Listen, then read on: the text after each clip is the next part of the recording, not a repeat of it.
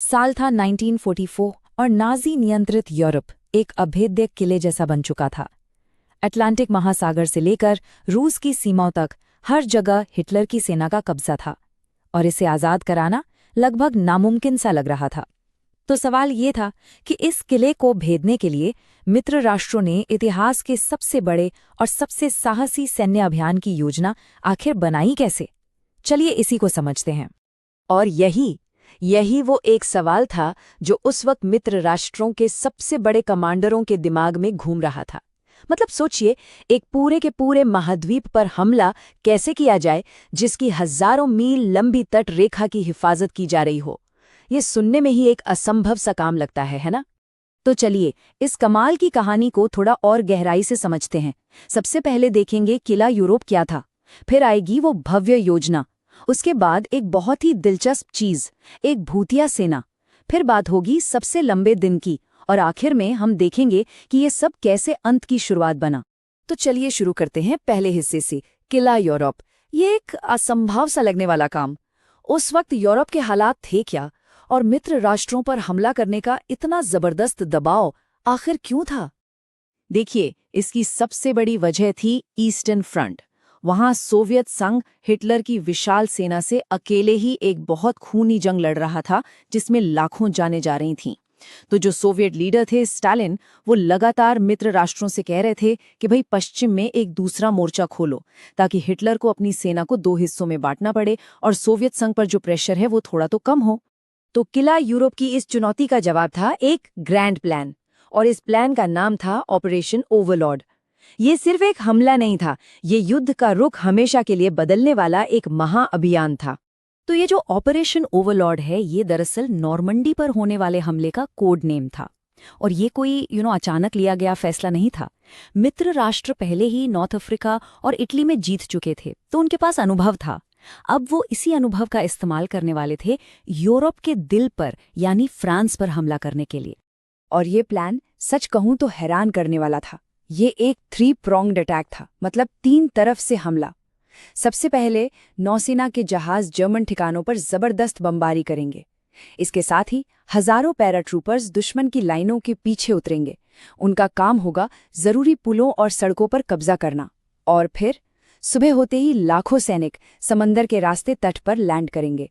सोचिए, एक बहुत बड़ी सिंक्रोनाइज्ड मिलिट्री मशीन जिसे एक साथ एक ही समय पर परफेक्ट तरीके से काम करना था। अब इस महाअभियान के पीछे 2 जबरदस्त मिलिट्री माइंड्स थे। एक तरफ थे अमेरिकी जनरल ड्वाइट डी आइजनहावर, जो मित्र राष्ट्रों की तरफ से सुप्रीम कमांडर थे, और दूसरी तरफ उनका सामना करने के लिए थे German field marshal Erwin Rommel, वही रोमेल जिन्हें उनकी चालाकी के लिए डेजर्ट फॉक्स भी कहा जाता था। लेकिन देखिए, सिर्फ ताकत से ये लड़ाई नहीं जीती जा सकती थी।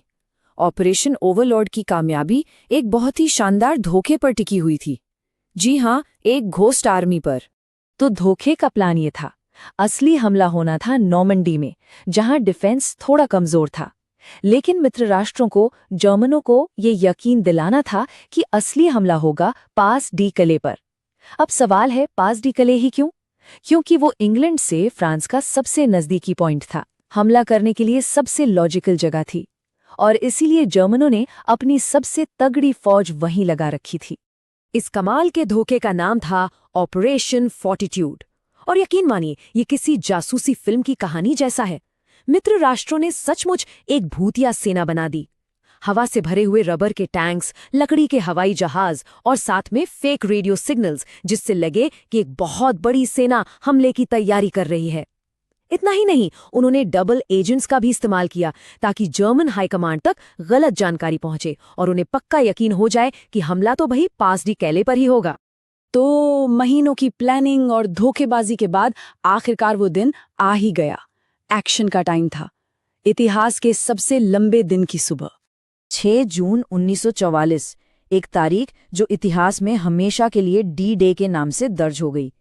इसी दिन ऑपरेशन ओवरलॉर्ड शुरू हुआ। ये हमला नॉर्मंडी के करीब 50 मील लंबे समुद्र तट पर 5 अलग-अलग बीचेस पर एक साथ किया गया, और ये सच में एक इंटरनेशनल एफर्ट था। अमेरिकी सेना यूटा और ओमाहा बीच पर, ब्रिटिश सेना गोल्ड और स्वॉर्ड बीच पर, और कैनेडियन सेना ने जूनो बीच पर हमला किया। और इस हमले का स्केल कल्पना से भी परे था। सिर्फ पहले दिन 1,56,000 सैनिक 156,000 सैनिक समंदर के रास्ते नॉर्मैंडी के तटों पर उतरे। ये इतिहास का सबसे बड़ा समुद्री हमला यानी एम्फीबियस इन्वेजन था। लेकिन जाहिर है वहां उनका स्वागत फूलों से तो नहीं होना था। उनका सामना हुआ एटलांटिक वॉल से। ये कंक्रीट के बंकर, मशीन गन और तोपों की एक बहुत बड़ी डिफेंसिव लाइन थी जो जर्मनों ने पूरे तट पर बना रखी थी। पर यह जीत बिल्कुल भी आसान नहीं थी।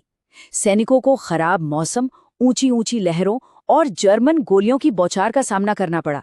हजारों सैनिकों ने अपनी जान गंवाई, खासकर ओमाहा बीच पर। उसे बाद में ब्लडी ओमाहा भी कहा गया, क्योंकि वहां ऊंची चट्टानों पर बैठे जर्मन सैनिकों ने हमला करने वाले सैनिकों पर सचमुच कहर बरपा दिया था। इतनी बड़ी कीमत चुकाने के बाद भी डी डे कामयाब रहा। मित्र राष्ट्रों ने आखिरकार फ्रांस में अपनी जगह बना ली थी। तो अब देखते हैं कि इस एक दिन का पूरे युद्ध पर क्या असर पड़ा, कैसे ये अंत की शुरुआत बना। डी डे ने समझिए कि वेस्टर्न यूरोप में आज़ादी का दरवाज़ा खोल दिया था। एक बार तट पर कब्जा हुआ तो चीज़ें बहुत तेज़ी से आगे बढ़ी। जून 1944 में नॉर्मैंडी में लैंडिंग हुई और सिर्फ 2 महीने बाद अगस्त 1944 तक मित्र देशों की सेनाएं पेरिस की सड़कों पर थीं। फ्रांस आज़ाद हो चुका था। तो आखिर में हम कह सकते हैं कि ऑपरेशन ओवरलॉर्ड सिर्फ एक लड़ाई नहीं थी, ये उससे कई ज्यादा था। ये इतिहास का सबसे बड़ा समुद्री हमला तो था ही, साथ ही ये वो टर्निंग पॉइंट था जिसने दूसरे विश्व युद्ध का नतीजा तय कर दिया। और हाँ, ये इस बात का भी सबूत है कि जब अलग अलग देश एक साथ मिलकर काम करते हैं तो वो नामुमकिन को भी मुमकिन बना सकते हैं।